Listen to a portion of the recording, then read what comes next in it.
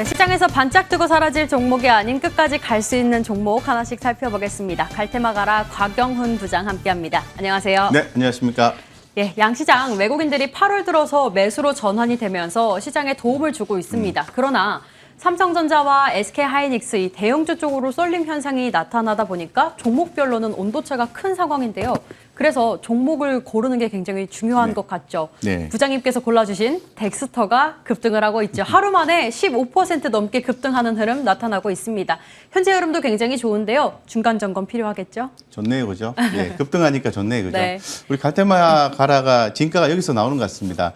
주가가 핫하게 올라올 때는 관심을 갖고 눌렀을 때는 남들이 관심이 좀 멀어질 때는 사자라고 말씀드리고 있는데 덱스터 쉽게 말씀드려서 메타버스와 관련된 종목으로 기 설명을 드렸고요. VFX와 관련된 종목으로 대표적인 종목으로서 저평가 종목으로 소개를 해드렸습니다.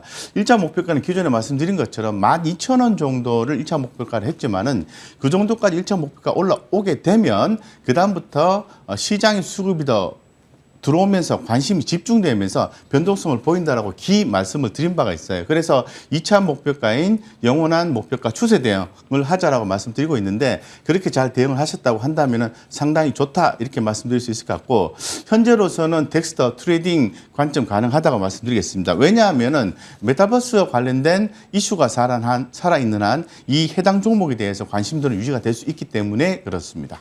네, 이렇게 덱스터 AS 도와드렸습니다. 혹시나 변동성 커질 때마다 저희가 중간중간 점검 도와드릴 테니까 일단은 갈 때까지 가보자는 의견 다시 한번 받아보도록 하죠. 네, 바로 첫 번째 테마 열어보도록 하겠습니다. 이 테마는 왜 오픈해보죠? 제약바이오 관련주 전반적으로 흐름을 체크해보고자 합니다.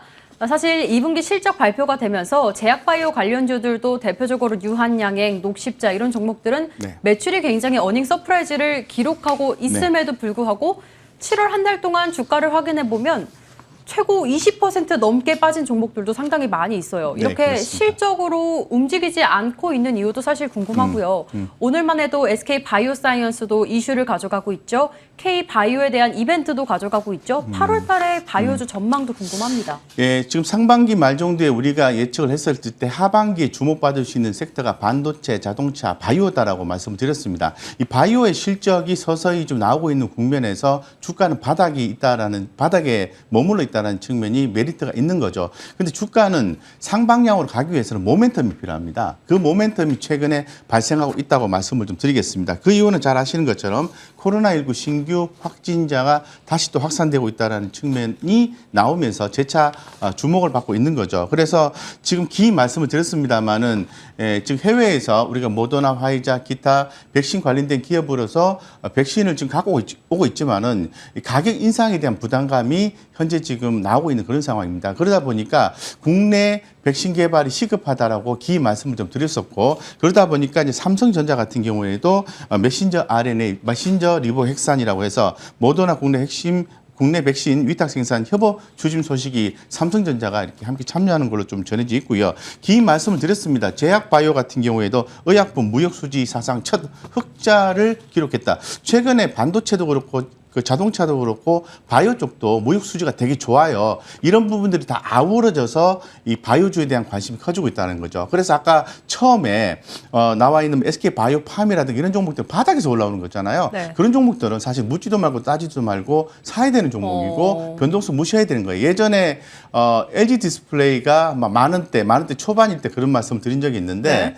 그런 종목인 거죠. 자, 오늘 주요 종목 중에서 보시면 SK바이오사이언스가 불을 지폈다라고 볼 수 있어요. SK바이오사이언스는 4일 동안 30%가 급등했다고 하더라고요. 네네. SK바이오사이언스는 기존 딱 두 가지 이슈 때문에 올랐다고 보시면 네. 되겠습니다. 첫 번째, 국내 백신, 토종 백신에 대한 개발 기대감이고요. 오늘 아침에 전해진 소식에 의하면은 SK바이오사이언스가 CDMO를 진행 중인 노바백스 이 코로나19 백신 유럽연합 집행위원회와 2억 도주 공급 계약 체결. 요거는 기존 리포트를 확인해 보시면 아시겠지만은 하반기에 기대가 된다라고 계속해서 리포팅이 돼 있는 상황입니다. 이 부분이 기사화되고 정보가 오픈됨으로 인해서 강하게 수급이 들어와 준 거죠. 따라서 이 종목은 갈 수 있다고 말씀드렸고 우리가 이제 SK바이오사이언스에 대해서 말씀드렸던 것은 이 부분을 빼고 말씀드렸던 거고요. 첫 번째 올라왔을 때 살짝 눌러줬을 때 우리가 공략을 해야 된다고 말씀드렸어요. 올라갈 때는 관심이고 눌러줬을 때는 매수죠. 그래서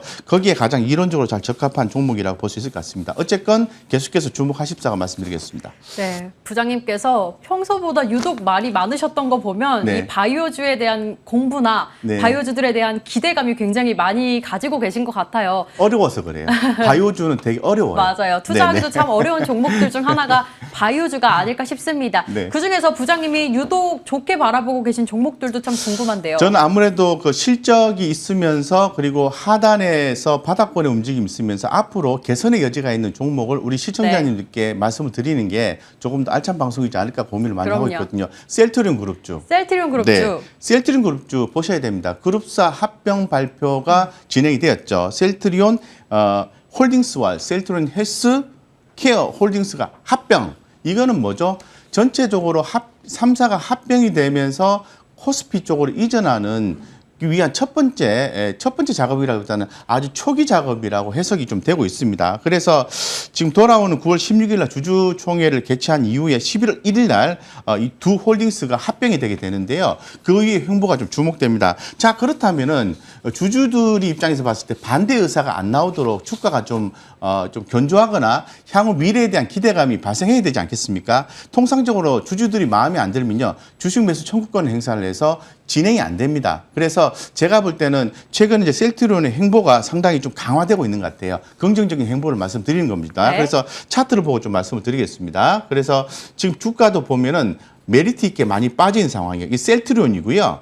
예, 그 다음에 셀트리온 헬스케어. 셀트리온 헬스케어도 가격이 많이 빠져 있고요. 그리고 셀트리온 제약도 빠져 있습니다. 그래서 이 정도 포인트면 가격 부담도 없다고 볼 수 있는 것 같고, 이 셀트리온 그룹의 어떤 추가적인 어떤 횡보, 발표 이런 부분에 계속해서 주목하시면서 대응을 하셔야 된다고 말씀드리고요. 셀트리온이 기존의 주가가 좀 약한 부분들이 네. 있어요. 그래서 뭐 여러 가지 있는데 그 한 세 가지 정도 꼭지 나눠 생각해 볼 수 있는데 그런 부분들이 좀 해소가 되고 있다라고 그냥 퉁쳐서 말씀을 드리겠습니다. 어쨌건 당장에 핫하게 못 올라간다 하더라도 셀트리온 그룹주를 관심 있게 보셔야 되고요.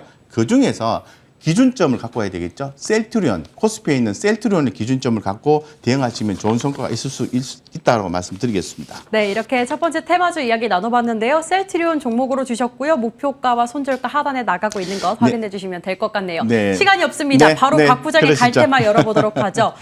디지털 화폐 관련주 이야기해 주시려고 네. 하는데 저희 시간이 정말 부족해서 네. 이슈와 원픽 종목까지 바로 들어볼게요. 다이렉트로 가겠습니다. 네. 네. 결론적으로 보면은 지난번에 우리도 한번 말씀드렸듯이 8월 달에 뜯으면은 한국은행이 CBDC 디지털 화폐에 대한 모의 실험을 한다고 기 말씀을 드린 바가 네. 있습니다. 때가 되었습니다. 그래서 그때 관련된 종목들이 보안주라든가 관련된 기업들이 움직임이 있었어요. 주로 이제 이 모의 시험을 주관하는 게 삼성전자와 삼성 SDS입니다. 네. 그렇기 때문에 이 종목들을 관심 있게 보셔야 되는데 저는 이제 이 부분들이 실행이 된다고 하니까 관심 있게 보셔야 되고요. 차트 간단하게 보고 좀 마무리하겠습니다. 삼성 SDS가 주가가 많이 밀려 있어요. 그죠? 지금 18만 8,500원인데 하단 18만 3천원 제한하고 상방 26만 원 보시고요. 요게 기준점으로 보시면 되고요. 그 다음에 삼성 SDS가 최대 주주로 회사가 있는 회사가 있죠. 한국정보인증. 정보인증이 기존의 수혜가 있는다고 해서 변동성이 있었기 때문에 한국정보인증도 함께 보시는 게 중요하다고 말씀드리겠습니다. 정리하겠습니다. 네. 삼성 SDS, 한국정보인증, 기타 보안주 같은 경우에 한국은행의 CBDC, 디지털 화폐 관련해서 관심을 갖자라고 말씀드리겠습니다. 네, 이렇게 오늘 디지털 화폐 관련주까지 살펴봤습니다. 주가 반응 있기 전에 저희가 더 자세하게 한 번 더 짚어드리도록 할게요. 이렇게 갈테마 가라와 함께 이슈앤뷰도 여기서 인사드리도록 할게요. 곽영훈 부장님과 함께했습니다. 고맙습니다.